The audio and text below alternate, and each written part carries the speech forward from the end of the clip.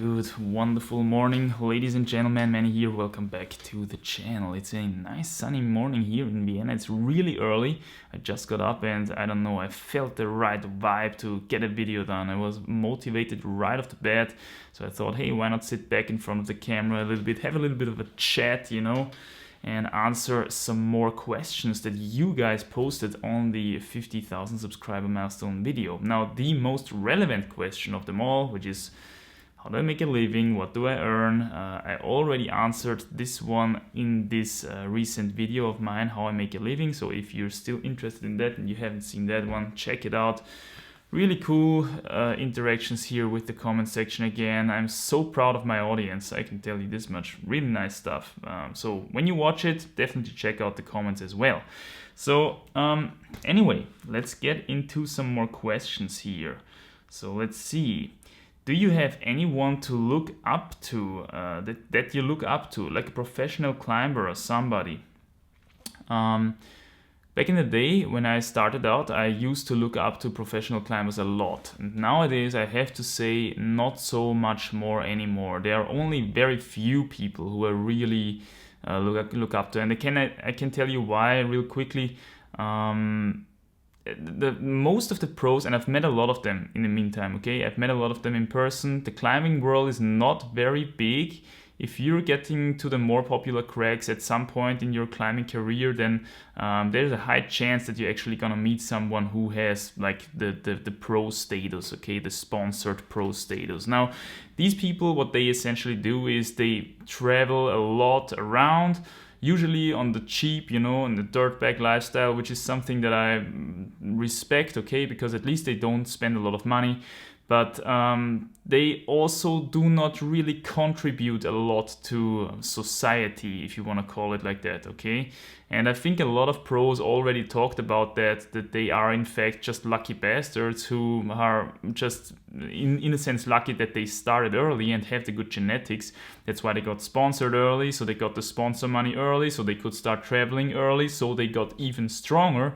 Because as we've talked about already, privilege is a big factor when it comes to outdoor climbing. You need to get the experience in, you need to get the meters in, and when you have this privilege from the get-go, so to say, then you will have a lot higher chance to make it to the pro status in the first place. Now, this is a self-feeding cycle, okay?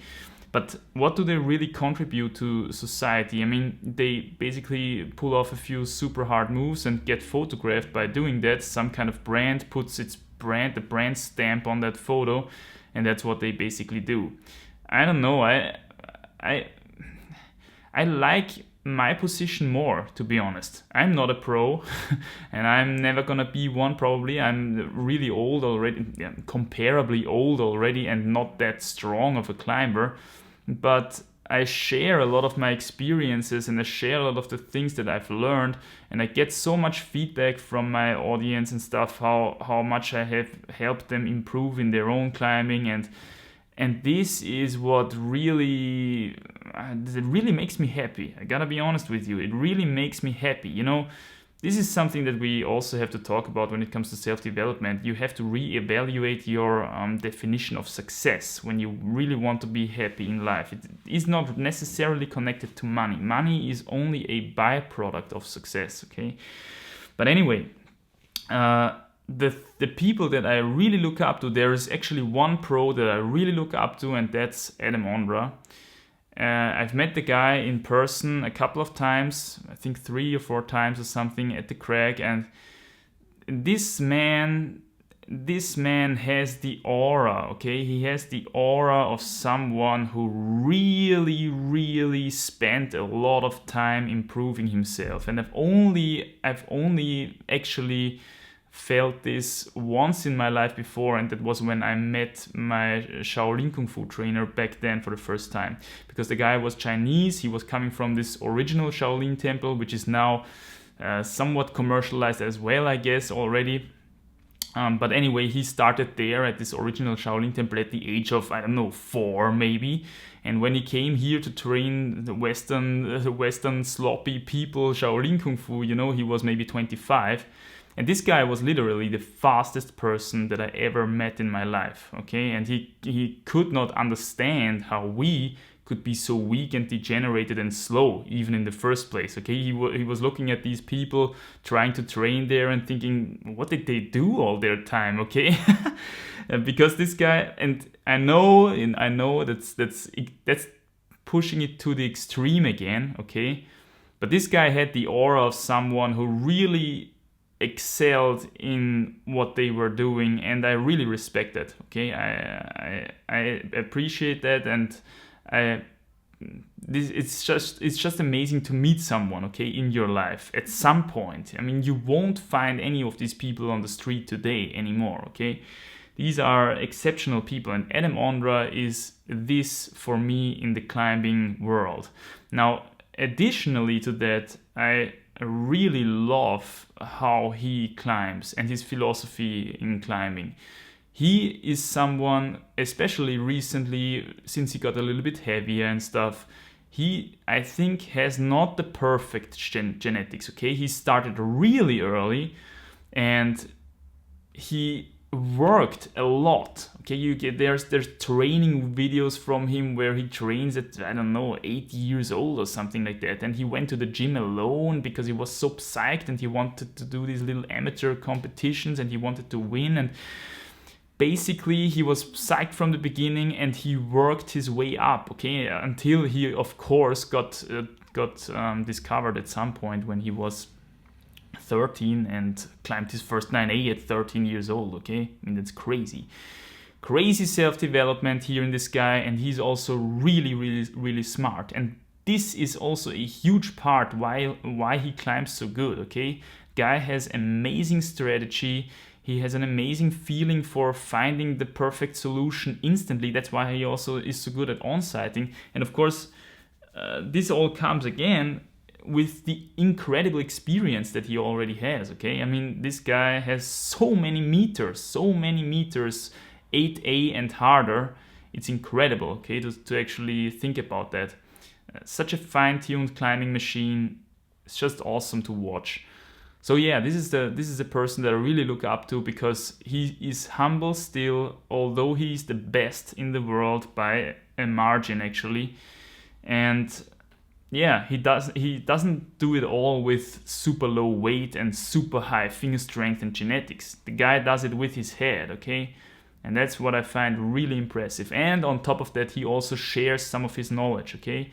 If you go to his Instagram or something, there's posts where he just throws a little bit of detail that he had on this certain project or something under his picture, and that's what I like, you know. He does not only post like branded pictures and say, yeah, buy my stuff and stuff, okay? So these are the people that I look up to in the climbing world and looked up to in my life so far. People who really excel in self-development and are also, you know, when it comes to YouTube, people who speak the truth. People are not afraid to speak the truth, because, you know, the truth hurts sometimes and you don't want to hurt your audience, okay? Because then your audience might go away. Ooh, what a bad thing. Then I might get less views and earn less money. Ooh. So people who speak the truth and, yeah, have a little bit of an idea about self-development. The question I'd have for you, have you ever thought about a collab with other YouTubers like Eric Carlson, also grades under 50k, Yes, why not? You know, why not? But the problem is, all these other bigger climbing YouTubers, they live quite far away from where I live. I live in Austria, in Vienna, and for sure, at some point, I will get there and visit them at some point. Maybe they come here at some point and visit me and we can do a collab or something. In principle, I'm not an anti-collab YouTuber or anything. Would be glad to meet these people in person actually and see how they are in real life. So that's that. Let's move on to the next one. What is your biggest climbing related injury? I broke my talus once bouldering. I think it's now over 3 years ago or something. This was by far the biggest climbing related injury that I had, and it was an abrupt one, okay? I had a lot of stuff, you know, in my shoulder, fingers, elbows, the standard stuff, of course, But when it comes to abrupt injuries, I basically jumped down from a boulder and I did not land on the crash pad exactly, okay? Just one foot landed on the crash pad and the other foot kind of landed on the edge of the crash pad and got a little bit, deformed, and then I landed with my full weight onto that deformed foot, and that kind of sheared my talus in half, which is a severe injury, okay? This is classified as a severe injury, and there can be actually really bad outcomes out of this. You can, if this stuff gets necrosis, you can even lose your bone, okay? Because it's very little vascularized and stuff like that. And I have actually videos back then when I was training with my cast and all that stuff, just keeping the fingers active and stuff like that. So yeah, it was an interesting time. I can say this much because I could basically only walk on crutches for like 4 months or something like that. Also had a surgery, they put 2 screws in my talus. So that was my biggest climbing related injury. Bouldering is much more dangerous than rope climbing if you exclude human failure, okay? I mean, you could say that this was human failure as well, and it was definitely. But from an injury point of view, I would say you don't die as quickly bouldering, probably, but if you get injured, then it's very likely in bouldering and not in rope climbing, okay? Because on the other hand, if you do a mistake on rope climbing, you can die, okay? This is gonna rarely happen from bouldering. But yeah, so much about that. Let's move on. In your opinion, what is missing to you to send a 9A? Oh, talking about 9As. We've touched a 9A recently and it actually did not go that bad. I have to say, I touched projects that felt worse in the beginning and I still climbed them. So this should definitely be possible, and I feel like there is a new mission coming up at some point soon. But anyway, I'm just saying that much. It's going well on the 9A. What is missing to the 9A? A lot of it, and I've talked about this before, is grade respect, okay? I've never climbed a confirmed 8C plus before. I did this first ascent of this combination, which I think is pretty hard for 8C. Maybe it's 8C plus, who knows? I don't know, because I've never climbed one before. So taking a step from 8C to 9A is quite a huge step for me, okay? Involved in this is, of course, the mental aspect of grade respect. I've talked about grade respect before. Often people, hesitate to try out the next level because they have the feeling that they are not ready for it. They are still too weak. They don't have the experience. Sometimes the bold people really can make quick progress here by just getting onto it, just trying it, getting onto it, trying the moves. The worst thing that can happen is that you fail and you have to rappel down again and, come back later when you're stronger. So why not give it a shot, okay? That's what I did recently with this 9A in one of my home areas actually, and it did not feel that bad. So what really was missing for me to send a 9A, I think, is that I really tried one, actually. Really trying one. Now actually I've set myself the goal to really try this one at least in autumn when the conditions get really good again, because as I said, it doesn't feel so bad.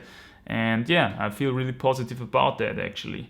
So when it comes to fitness factors, I would say now that I've sent an 8B boulder problem, there is not really much of a single move thing that could throw me off unless something is a really far reach, okay? I'm not the tallest climber. I'm 173 on good days. So that's that. Unless there is not super high bouldery reach or something, I'm quite confident that I could stick at least a single moves of a 9A, because this route that I just picked, that I projected, that I touched for the first time, it also is a very bouldery route. It contains basically an 8A plus boulder or something, and that's about how bouldery it gets on a 9A, okay? There is not much more bouldery 9As out there, unless then they are already 9A plus or something harder, So this is the cool thing about outdoor bouldering. It kind of crushes your grade respect a little bit more when it comes to route climbing, okay? Because when you already climb through an 8B boulder crux on the ground, then you know that there isn't really much that can throw you off of a 9A, at least when it's a normal 9A, okay? But that's how much of the psychological aspect, I would say, that goes into that. Grade respect and not trying one. Now I tried one and I feel not so bad about it. Did you ever thought about doing competition, at least on a national level, or is it an aspect of sport that you're not interested into? I tried a lot. I mean, I did a lot of amateur competitions in the past, when it comes to bouldering especially, and went well. I managed to even get to the first place and stuff a couple of times. I tried also more professional competitions, like Landesmeisterschaften, and that's the very basic level of professional boulder competitions, I guess. And I gotta say, I'm not a big fan of it. I'm not a big fan of the style of the climbing, because it's a lot of weird, abstract, balancy stuff, and it's getting more and more abstract with all these big volumes and stuff, a lot of jumping around, and doesn't really have to do a lot with climbing as I have it in mind. Okay, might suit well, very well for another person, but for me, I like the outdoor climbing the most. I like the aspect of adventure. I like the aspect of being a collector. Okay, I've talked about this before. The outdoor climber is essentially a collector of essence. He collects essence, and once he can tick one off, he has it under his belt and it doesn't go away anymore. Okay, I really like that. You can build up your fitness. You can build up your confidence step by step. And yeah, that's what I like. Additionally, you get to travel a little bit, experience new places, meet different people. That's all the things that I like about outdoor climbing. Of course, you meet different people as well when you do competition climbing, and you travel a lot when you do competition climbing as well. But you only climb on plastic, and I don't know. I don't really like it still, okay? Still, I don't really like it, and slowly I think I'm also growing out of the age of a true competition climber. Let's see if I get back into it at some point. I'm not really sure, to be honest. How many proteins do you try to consume daily? Do you stick with the more conventional 120 grams a day, or do you have other preferences? How many proteins? Well, I guess it's millions of proteins that I consume daily. But I would say, how to answer this question best without opening up a new super big topic and start rambling again. You see, I don't count calories, I don't count proteins and stuff like that anymore. We're gonna talk about nutrition real soon again, but what I can say is this: proteins are highly overrated, okay? Even carnivores in nature do not care about protein. Okay, nobody in nature cares about protein. If you can get enough energy to live in nature, you will automatically get enough protein. That's the inherent thing of the things, okay? No animal eats something because of protein. Protein actually is somewhat of a necessary evil. You need to build it. You need it to build your body, of course. But if you get too much, it becomes a burden real quickly, okay? You gotta metabolize it and you gotta excrete it through your kidneys. It taxes your kidneys a little bit. If a carnivorous animal hunts down some game, it will go first for the fatty organs, the skin, the energy containing stuff, the inner organs, the liver, and all this high fat stuff, okay? Brain, nerve, tissue, the lean muscle meat that we are so excited about as human beings is in fact the least desired when it comes to nature. You will often find lean muscle meat rotting away and serving as a nitrogen input into the soil. And only the energy containing parts of the animal are getting eaten first by the alpha male or whatever, and then it's going down the food chain, and the vulture who comes in the end has to deal with the tendons and the really crazy stuff, okay? What I want to get here is I don't count calories, I don't count proteins, I don't count my macros anymore unless I'm doing some sort of a very specific nutritional experiment and I want to see how that affects my body and well-being or something. I counted this stuff in the past, as you know, to also demonstrate how I eat to my audience a little bit.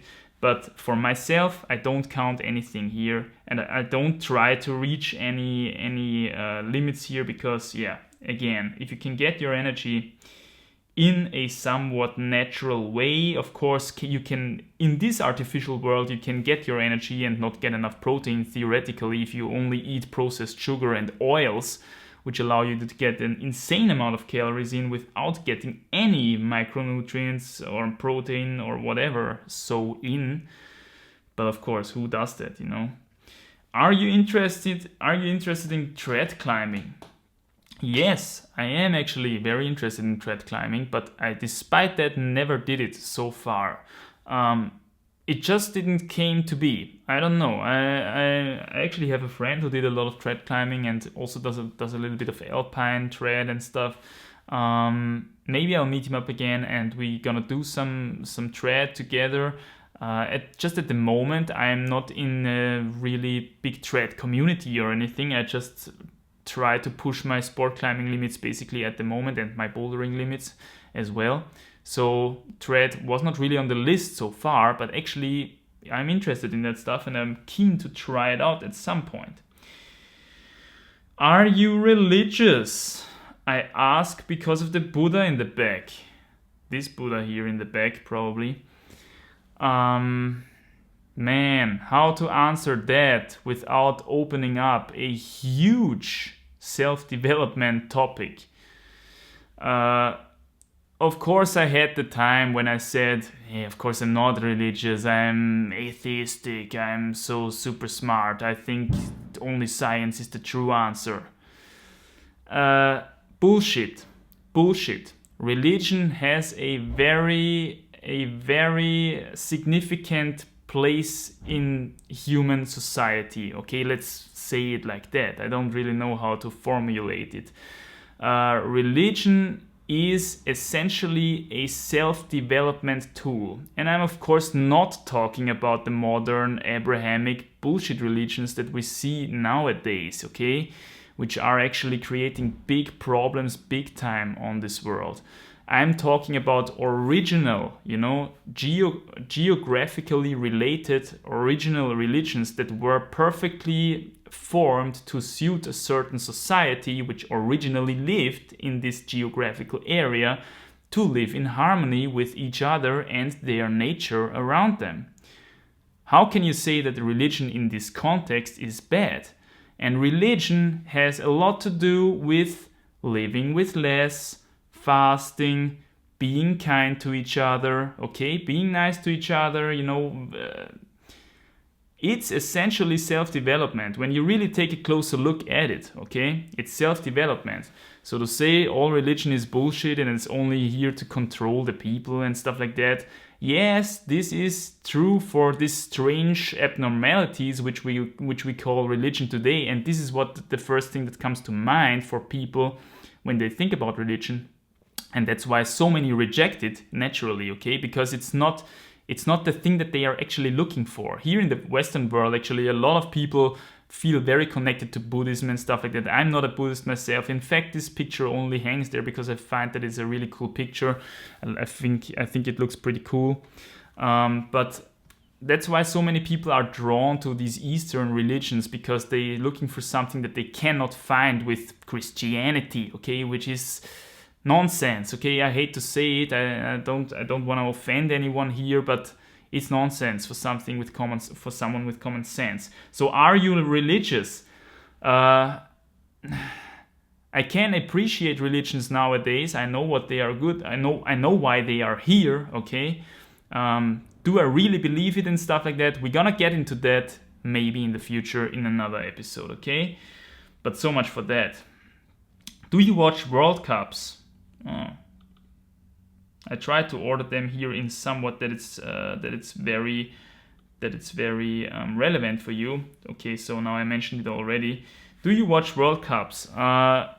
If I have the time, I gotta say rarely. Rarely I watch World Cups. I'm just really not so interested in competition climbing at all. I gotta be honest here with you. If I happen to sit around with a couple of climbing buddies and we're just hanging out, and at the same time there is one World Cup live stream or so, and we have nothing to do, we have nothing else to do, nothing better to do, then we watch it, of course, and it's a good time always. But I'm not, when I'm alone at home and there is a World Cup, I'm not tuning into the World Cup, at least not deliberately, you know, maybe in some sort of accident. But opinion on urban climbing. Also, any tips on how you manage to live in a way which requires less money? We talked about this one recently in How I Make a Living. Opinion on urban climbing. Why not? Okay, if you really like to do it, I mean, you're gonna get some strange views probably if you're jumping around on street poles and climbing up bridges and stuff like that. I don't know, is it necessary? It's very repetitive moves, and for me it's not very interesting. Okay, I like the simple outdoor nature climbing aspect of climbing much more. So I think that's the last one here. Then we're done. How does your social environment contribute to your climbing performance? Fun. Climbing partners, non-climbing friends. Social environment for climbing, especially if you want to get better, is very, very important. I've talked about this before. There is nothing better than a good session on the 45er with the crew, when everybody cheers each other up and everybody is creating his own little project, and then we try the projects of the other people and stuff. This is how you learn, this is how you improve, this is how you get moves in that you would otherwise not do, because when you are building a boulder, you're always gonna be biased towards your preferences and stuff like that, okay? So having someone else building a boulder problem for you and you try it, you get it done, there's hardly anything that's better for your development as a climber, okay? Especially if the person is stronger than you. I mean, you really have to appreciate that when you can climb with someone who's stronger than you, okay? Try to get on their projects, try to learn from their tips. That's so important. There's really not much more to say about that. Okay, I think we're done through the most important questions. I hope you enjoyed it. I hope you got something from it. I hope you get to know me a little bit better here. That's the whole purpose of this thing. And until then, I think today I'm gonna make it a little bit of a rest day, because I had a lot of climbing days in recently. So I gotta rest, I tell you, gotta rest, recover to prepare for this 9A. Maybe get a few more sessions onto it. Feels awesome, man. So psyched again. You know, it's so awesome to climbing when you can finish off one project. You're getting onto the next one and you're not getting crushed instantly because you're actually quite fit, okay? You're getting the feeling that it's maybe possible, you know? If you get a little bit more specific adaptation and fitness for it, it might be possible. And just in this stage I am now, okay? Excited to see how it turns out when I put a few sessions in, and that's just awesome. So really psyched over here. I hope you're having a great time as well. I hope your training is going well, you keep crushing it, and you're staying strong. Until then, guys, I'm excited to make more videos, and I think I'll see you in the next one. Thanks for watching. Bye!